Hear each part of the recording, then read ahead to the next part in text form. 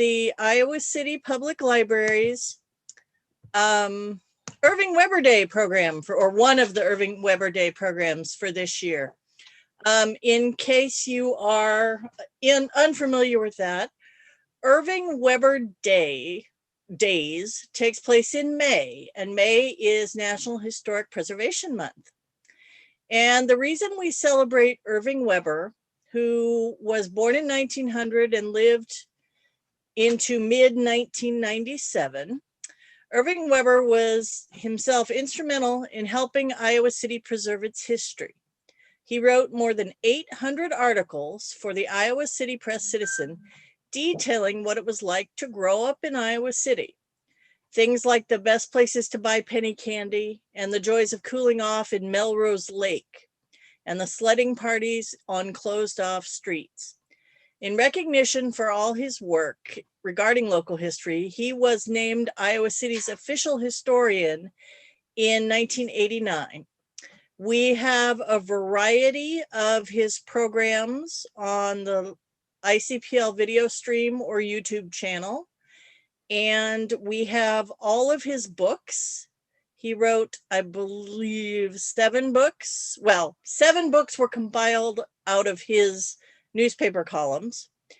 And we have an index to all of those at the library. So if you're curious about Irving Weber and his vision of Iowa City, come on down and check it out. Tonight, our guest is Tom Shulin, who has stepped in as Iowa City's unofficial historian and has even more entertaining stories than Irving personally, I think. But Tom has given lots of programs at the Senior Center and other places in Iowa City about local history. And he's here tonight with a brand new program. So you're seeing it for the first time. Tom, I'm going to let you take it from there. Alrighty. And welcome everybody. And thanks for coming. And thank you, Beth. Very kind of you. Well, thanks everybody for coming tonight. I'm excited to present what I found out about the Irish family. It's the story of a distinguished family named Irish, a family with a presence in Iowa City from 1839 until the 1960s. The patriarch of the family is known to many of us as Captain Irish. A discussion of what brought him to Iowa City and how he acquired the moniker of Captain will follow.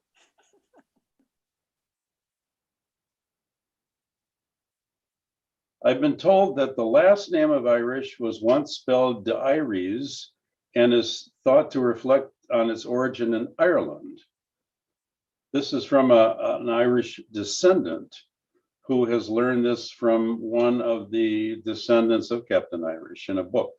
However, I also learned that the family was in England for many generations before coming to America in 1629. The Irish story includes the diverse occupations of whaling, machine shops, helping in the founding of Iowa City, farming, newspaper editorship and ownership, engineering, railroad surveying, teaching, business school ownership, and more. And our story begins in 1801 in the eastern United States.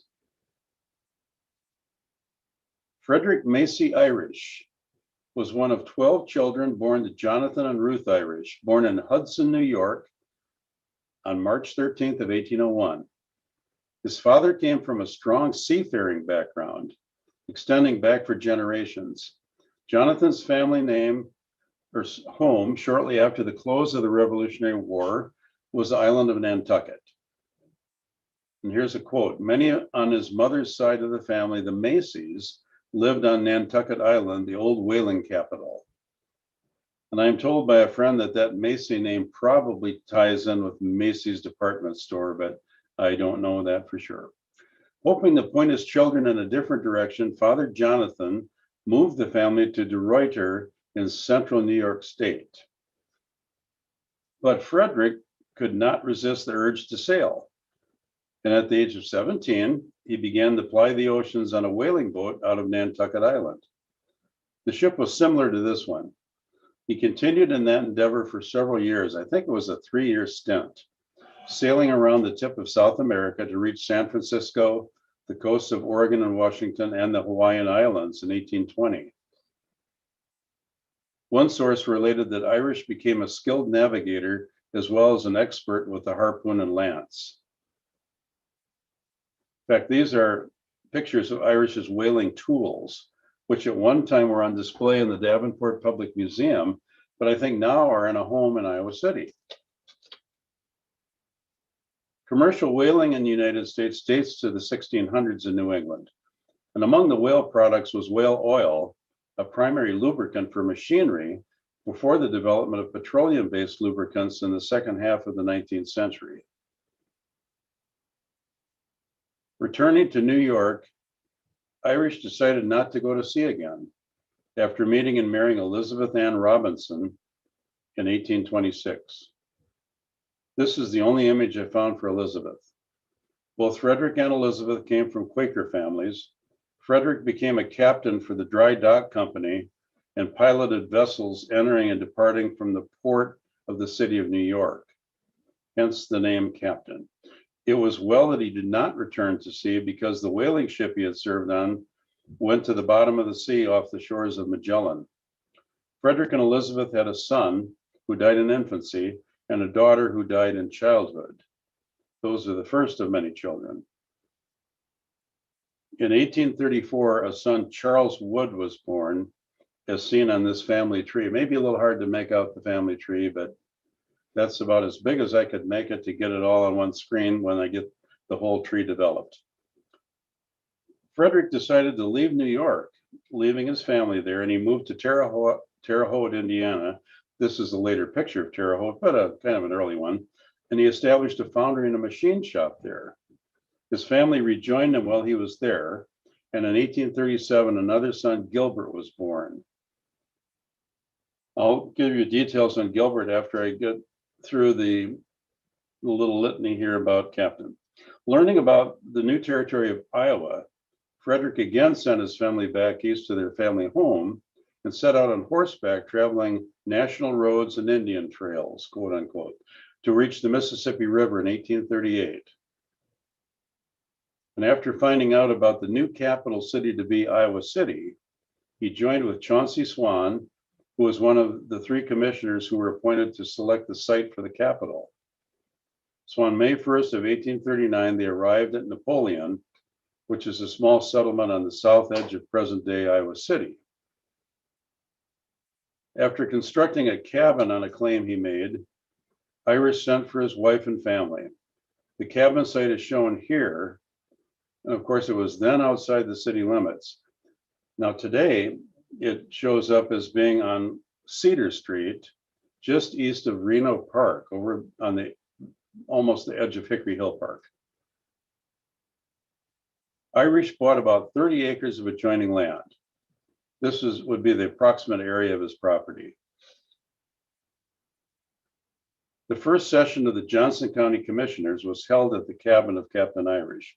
Quote, when those lawmakers changed their meeting place to Iowa City, even before this city has proclaimed to be the seat of government of either county or territory. Irish also built Leanback Hall, which he named as such. In his words, quote, an establishment known as Leanback Hall, which was built in a few days and contained bar, dining and lodging rooms and kitchen. The bedroom contained one bunk, which accommodated 36 men and was a regular couch at that on a regulation bedstead. The above number has reposed in it many a night and no complaint was ever entered against it. That's the end of his quote. Another source described the bedding as about a foot thick layer of brush with new mown grass upon that and blankets and pillows. Those who didn't fit on the bed had to sleep, quote, leaning back against the wall. This hotel accommodated land buyers on the first day that lots were auctioned off in Iowa City. We think Leanback Hall was located in the vicinity of today's senior center. Irish assisted Robert Lucas, governor of the Iowa Territory, and he helped locate the territorial capital of Iowa City. Irish designed a rig to sling large stones and transport them to the building site of the capital. In 1841, Irish bought 4 lots in Iowa City, making him one of the first to purchase lots in the new city. And when the first steamboat to arrive at Iowa City, the Ripple, came up the Iowa River and landed here in June of 1841, Captain Irish accompanied, quote, the boat down the river to ascertain the principal obstructions to navigation and the probable expense of removing them. Captain Irish spoke highly of John Gilbert, who was possibly the first white settler in Johnson County, calling him kind and hospitable. When Frederick Irish's log cabin became unsuitable for his family, he built this home in 1849. The home is referred to as Rose Hill, and his entire acreage was also referred to as Rose Hill.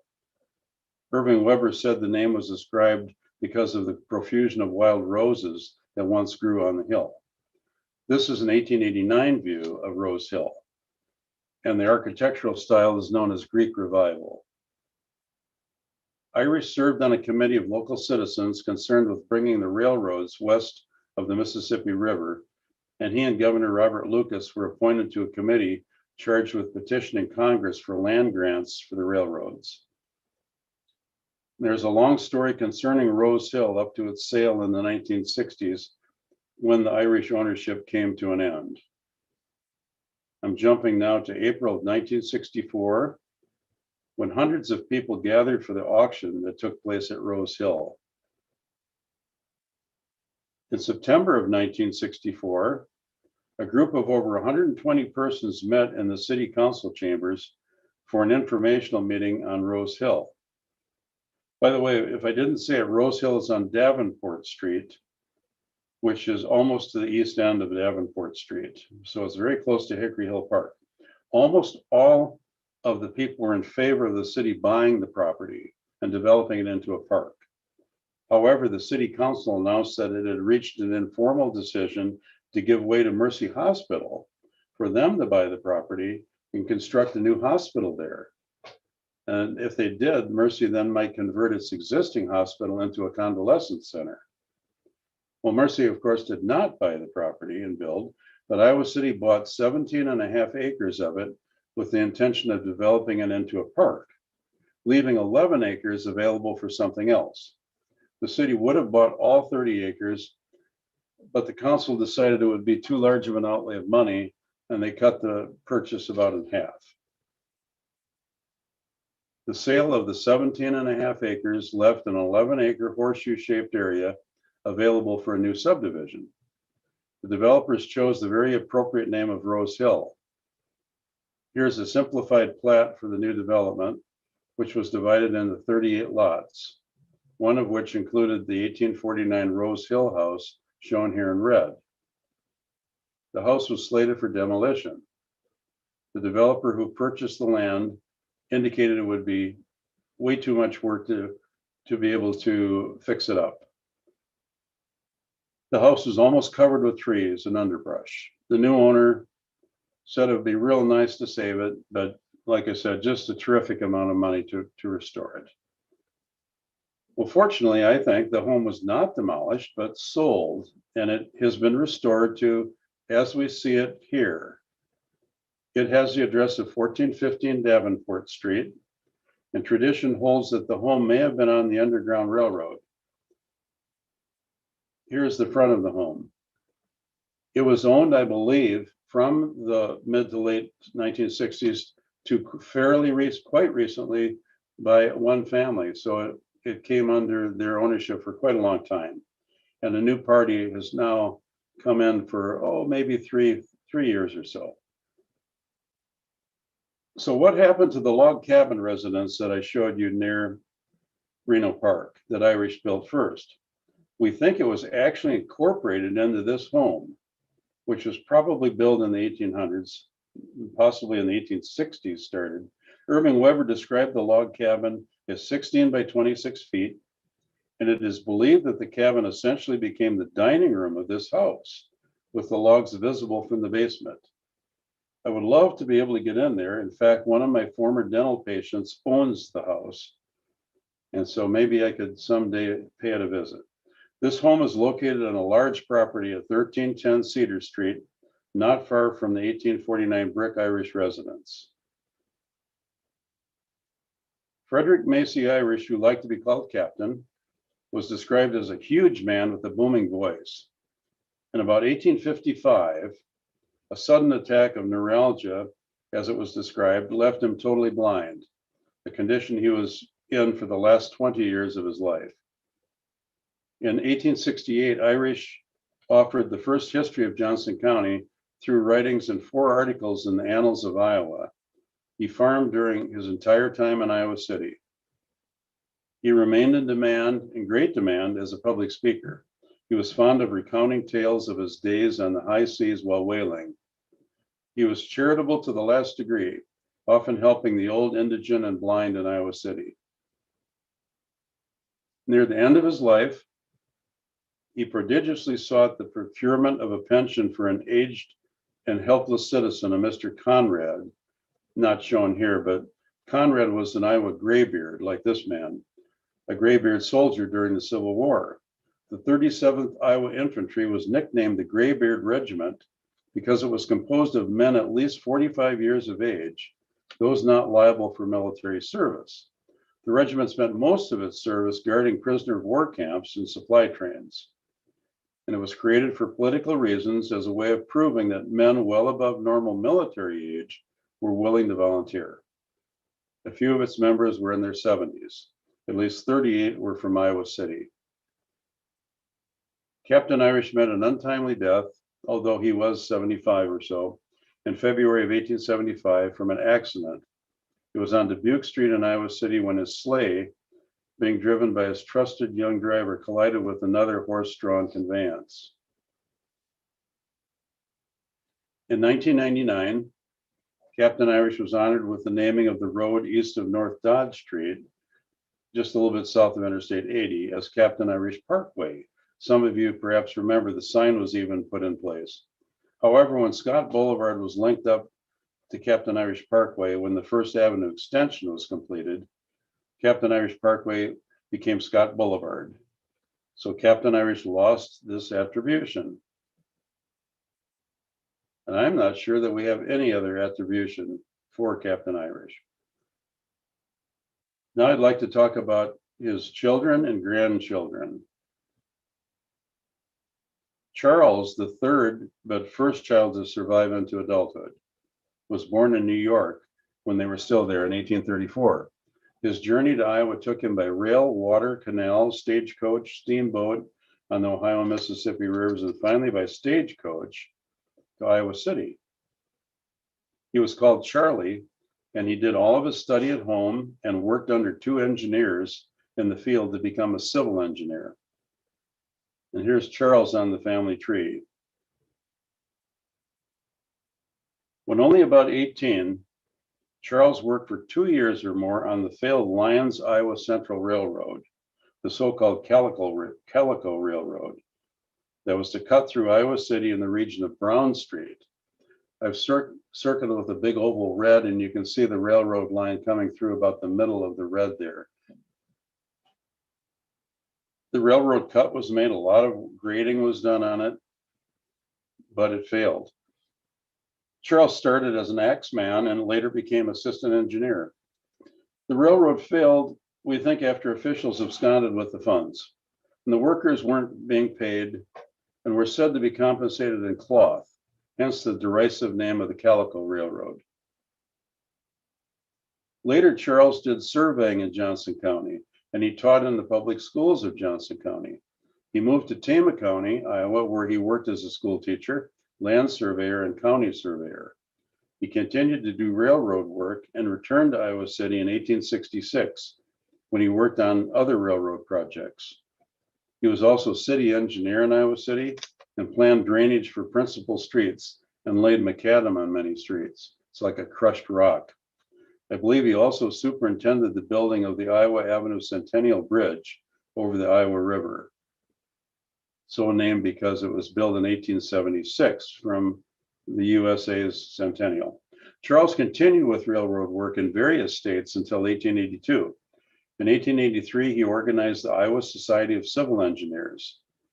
And in 1886, President Grover Cleveland appointed him to be Surveyor General of the state of Nevada, thus lending the title of General to Charles Irish.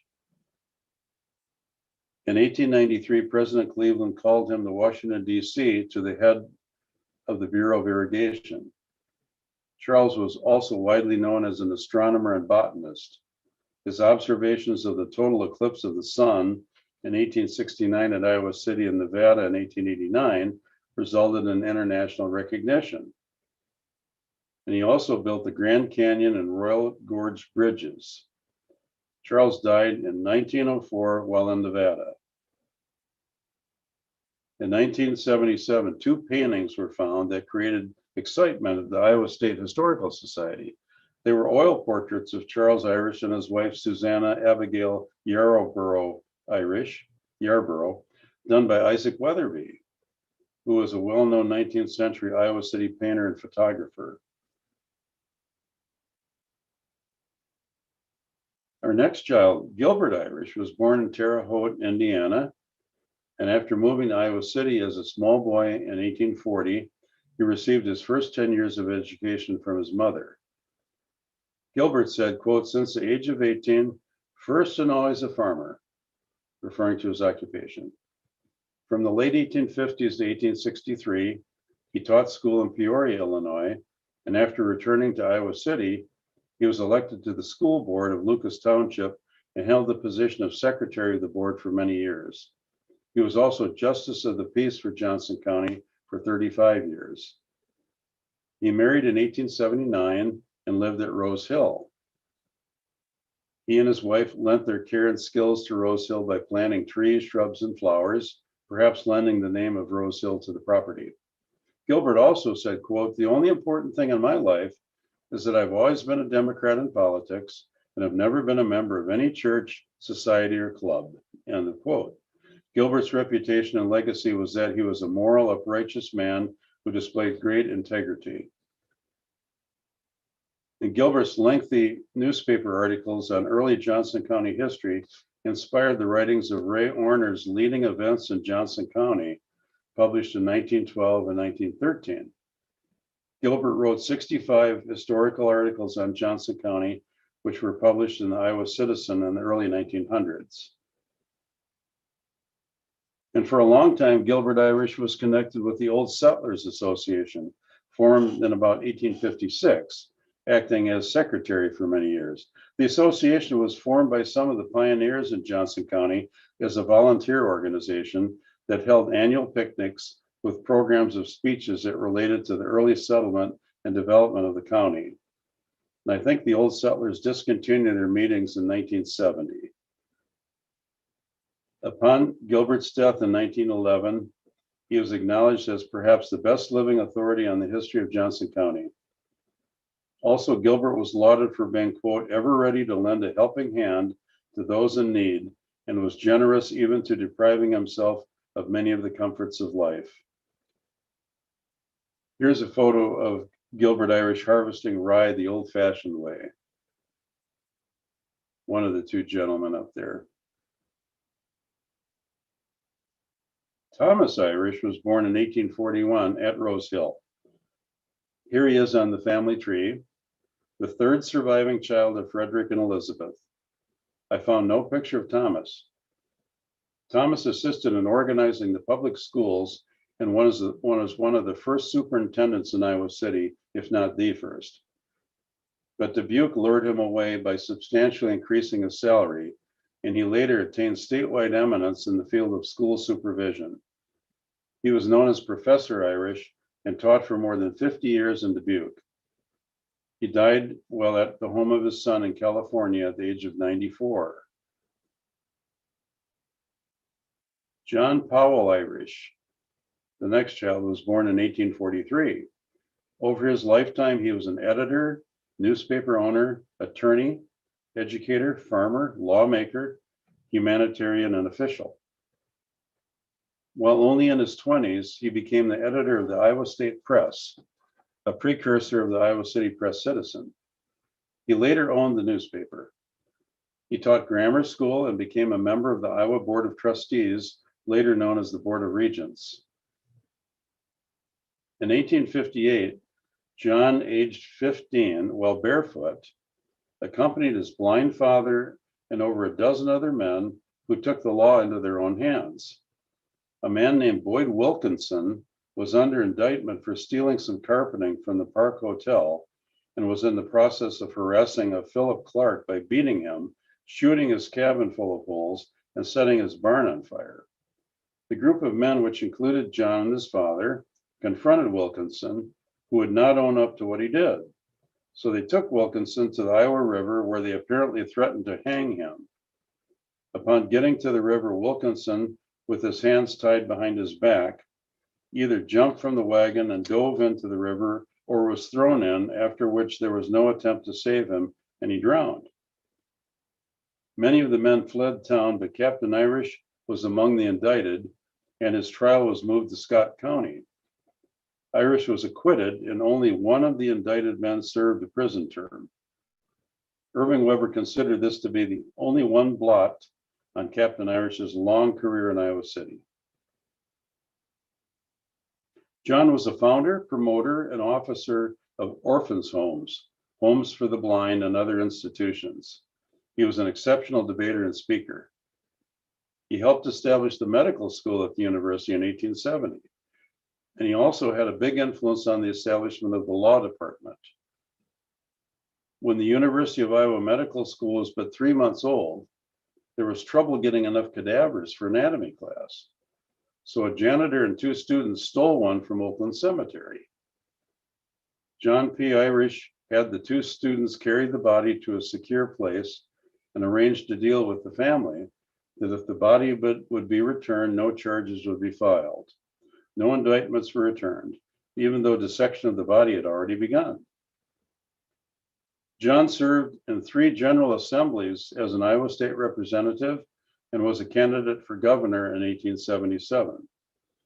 After that, he left Iowa City for California, where he immediately became editor of the Alta California newspaper and later editor and principal owner of the Oakland Times. Also, while in California, President Grover Cleveland appointed John naval officer of the Port of San Francisco, after which he became known as Colonel Irish. So we had a captain, a general, and a Colonel Irish. John was a Democrat and Theodore Roosevelt was a Republican. Yet when Roosevelt's fellow Republicans came to him urging that Irish should be removed from office, Roosevelt said, quote, "If democracy makes an official like John P. Irish, give me more Democrats." John Irish died from injuries received when he was struck by a streetcar. Ruth Irish was the 7th and last child of Captain Irish and was born in 1849. This was one of 2 photographs that I found of Ruth. Here is Ruth in the family tree. And here's a photo taken from her 1938 obituary. She died suddenly at home at Rose Hill at the age of 88, while living there with her niece Jane Irish, and more about Jane in a moment. Her obituary held no record of the work she was engaged in during her lifetime, so I found out very little about Ruth. And now we're going to move to the grandchildren. Elizabeth Irish, known as Lizzie, was born on February 22nd of 1856 to Charles and Susanna Irish. Here's Elizabeth's place on in the family tree, the first child of Charles, first of 2 daughters. She attended St. Agatha Seminary, which was housed in the original Park House building on the northwest corner of Dubuque and Jefferson Streets. Lizzie was chosen as the most popular young lady in Iowa City and Johnson County in a fundraiser contest sponsored by St. Patrick's Church in 1877.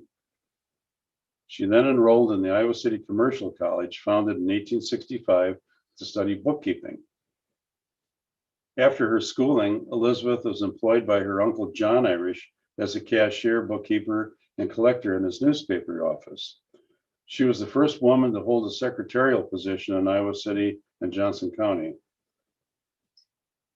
After Uncle John moved to California, She accompanied him there where she found employment in a post office and at the U.S. Mint in San Francisco.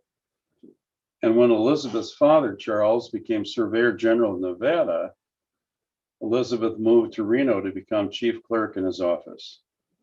Elizabeth apparently had quite a high standard for matrimony and rejected a proposal of a young man by replying, quote, "'Tis leap year. I stand a better opportunity. Ha ha." She returned to Iowa City at the age of 39 and used her background in business schooling and a desire to train young people in business fundamentals to found the Irish Business College in 1895. She made her home at 132 North Dodge Street. And by 1895, some 20 business schools existed throughout the state of Iowa to train young men and women. The Irish School was mainly for the study of typing and shorthand, and it widened working opportunities for women. The school included a commercial department, preparatory department, and a department of shorthand and typewriting. By 1903, Elizabeth had changed the name of her school to Irish's University Business College, implying a connection with the University of Iowa, probably as a public relations act. With 4 instructors, the school taught a full business course, including business office practice, commercial law, banking, bookkeeping, penmanship, shorthand, and typing. Elizabeth also operated a placement service for her graduates.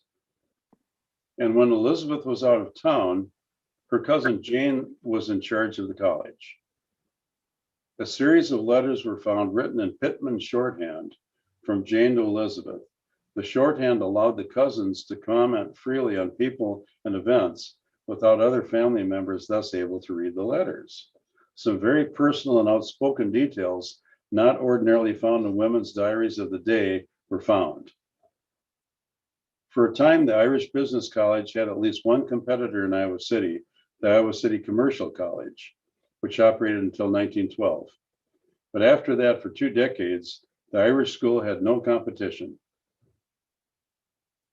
In the first part of the 20th century, the Irish school was booming with 6 instructors and 166 students. A business school offered a young woman, especially, a cheaper course of study than a college degree and a more practical preparation for the workplace. The Irish graduates were highly esteemed by those who employed them. Elizabeth said her motto was work and work and work and work. She wore her hair in a bun. She had a rather abrupt and businesslike manner, was nice, but strict, and one of her students said if her expectations were not met, quote, she could dress you down like nobody's business.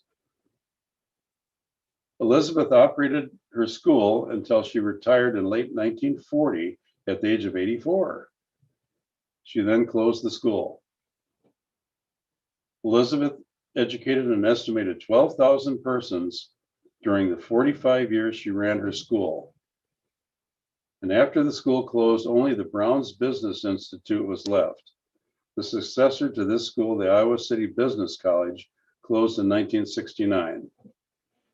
And while small private business schools continued to operate up to around 1970, quote, it was the advent of junior colleges that finally killed off most of the small private business schools in Iowa. From 1895 to 1940, Elizabeth Irish was the only woman member of the Iowa City Commercial Club, which was a forerunner of the Chamber of Commerce. She died on March 11, 1952, at the age of 96.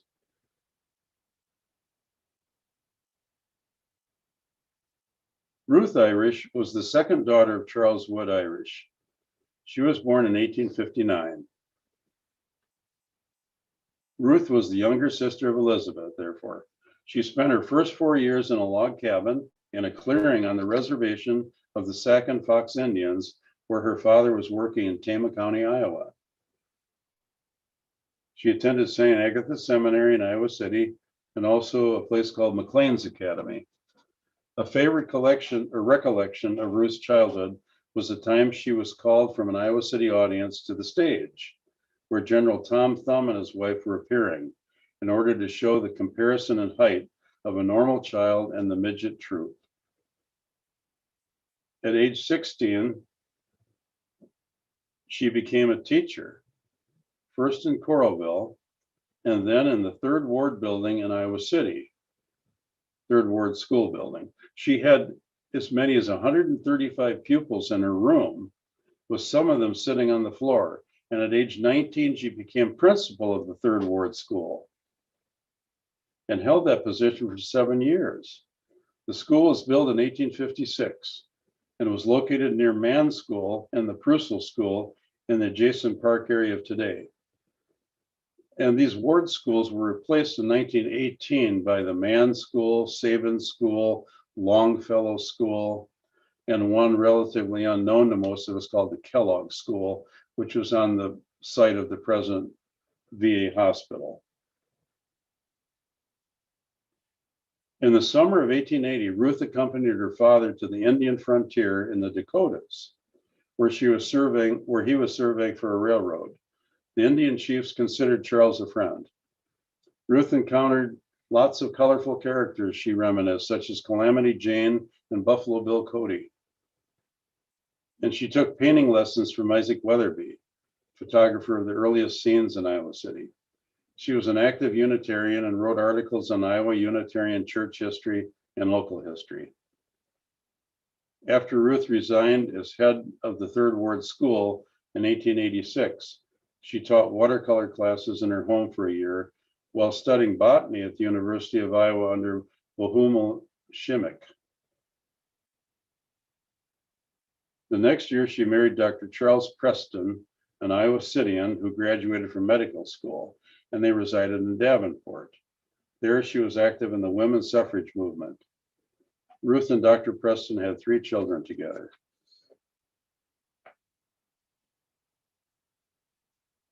Jane Terrell Irish was the only child of Gilbert Irish and was born on June 3rd, 1881. In this photograph, she was about 8 years old. Jane was educated in public and commercial schools and became an expert stenographer. She also became an expert in what was known as Pittman shorthand and served as an instructor at the Irish Business College that was run by her cousin Elizabeth. Jane also worked as a stenographer for various businesses in Iowa City until the 1940s or later, including at the courthouse and at an abstract company. She also reportedly wrote a county history. Jane lived at Rose Hill her entire 81 years.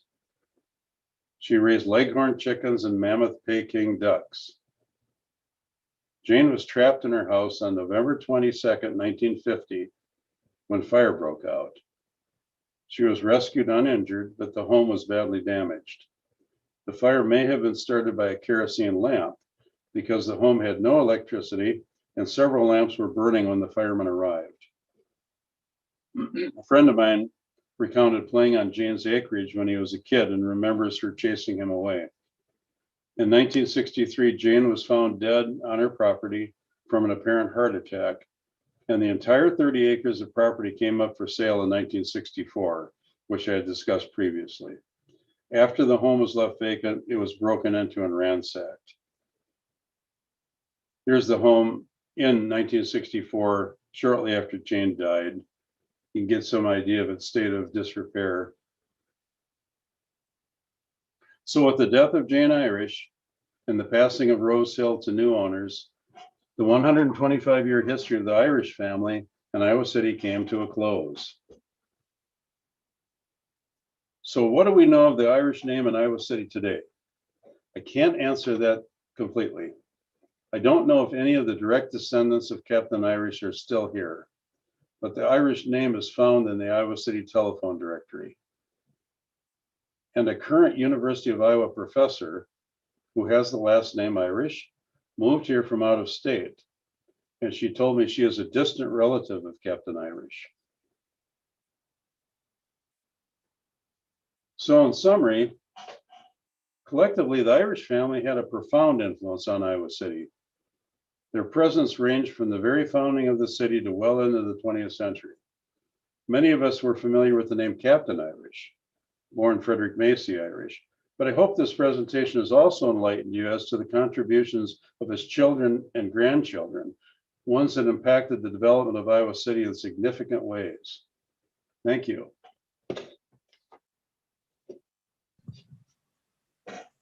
Well, And Tom, I have to say, was it Elizabeth who had the business school or Ruth? Yeah, yes, It was Elizabeth. Considering her impact on the women in Iowa City, I wish we knew more about her story.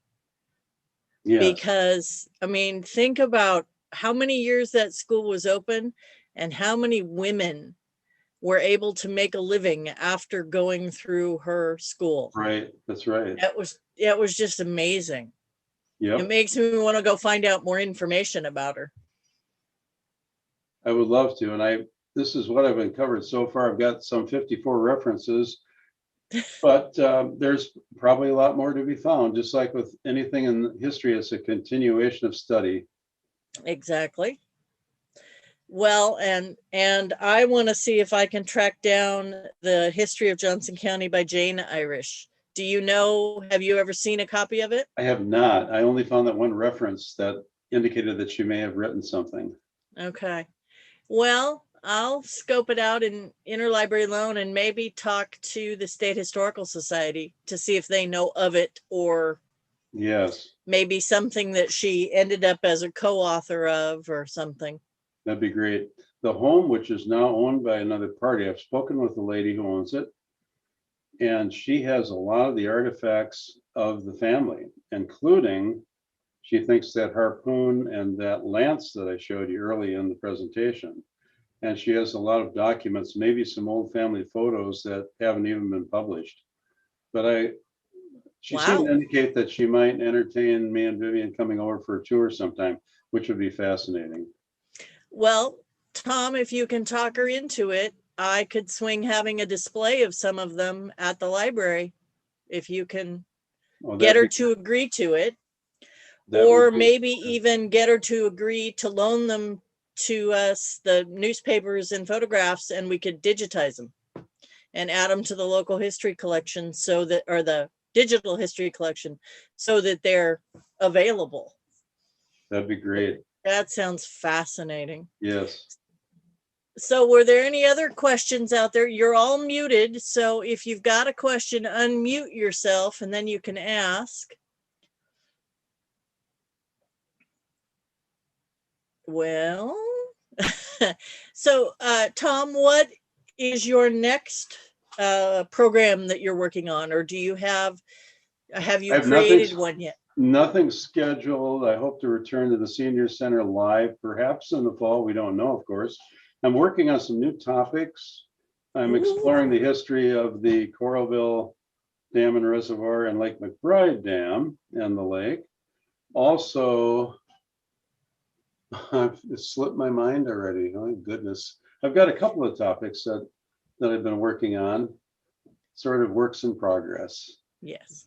Well, for those of you who are interested, a lot of Tom, well, all of Tom's programs that he's given at the library are digitized and are on the library's, either our YouTube channel, which is Iowa City Public Library, or on the video stream through the library, which is icpl.org video.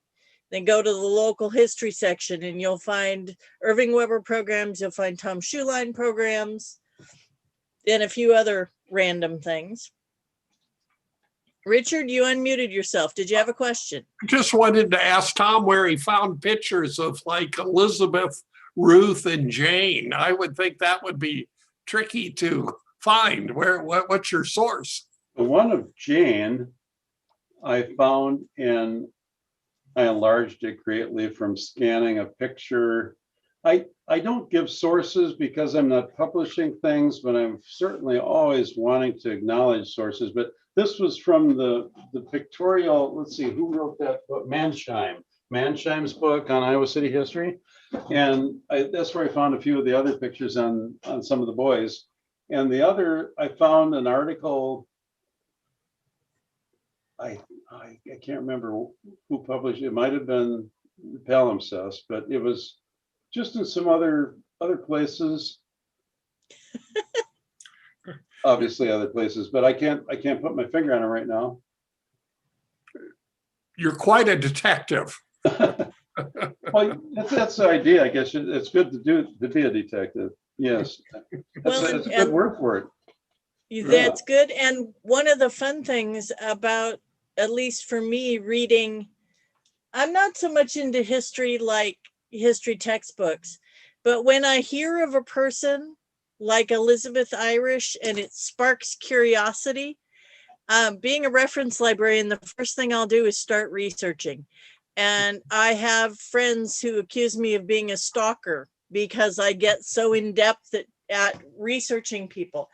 But I mean, that's what the internet is all about. So, Right. We'll see. and Tom, if I find anything good, I will let you know. Okay, I was gonna mention a few of the references here I could bring up. Sure. And see, Richard, let's see, where is my, let me find it here. Coming up within a couple seconds here. Let's see. That article, there was quite a nice article on Elizabeth Business School and tying it into other business schools in Iowa. There was one thing in the Iowa Magazine. It was by a lady named Ruth Bites, the old sailor from Rose Hill in 1967.